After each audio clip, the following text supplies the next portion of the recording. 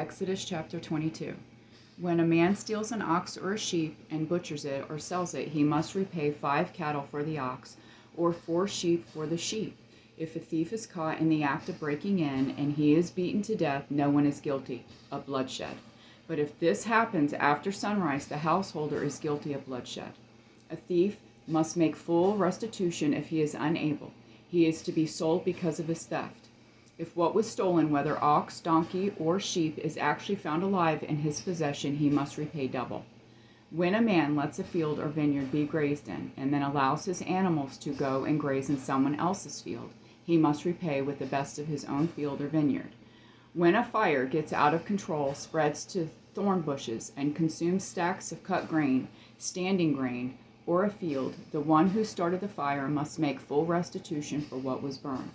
When a man gives his neighbor valuables or goods to keep, but they are stolen from that person's house, the thief, if caught, must repay double.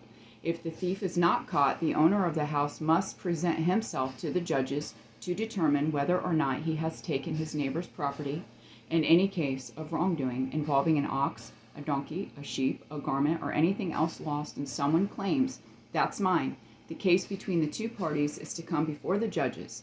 The one the judges condemn must repay double to his neighbor.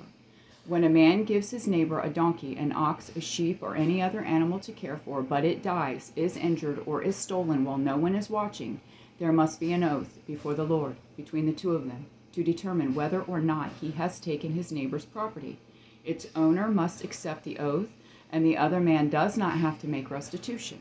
But if, in fact, the animal was stolen from his custody, he must make restitution to its owner. If it was actually torn apart by a wild animal, he is to bring it as evidence. He does not have to make restitution for the torn carcass. When a man borrows an animal from his neighbor and it is injured or dies while its owner is not there with it, the man must make full restitution. If its owner is there with it, the man does not have to make restitution. If it was rented, the loss is covered by its rental price.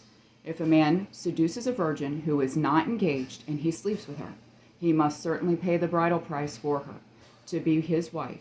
If her father absolutely refuses to give her to him, he must pay an amount in silver equal to the bridal price for virgins.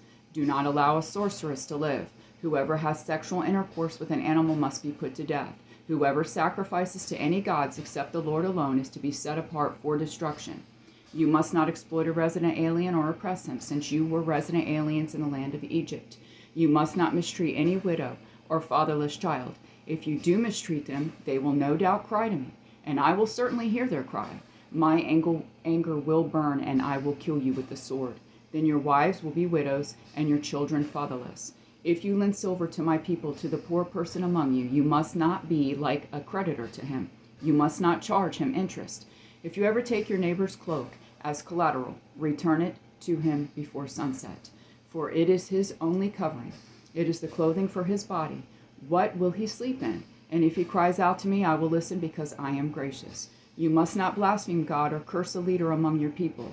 You must not hold back offerings from your harvest or your vats. Give me the firstborn of your sons. Do the same with your cattle and your flock.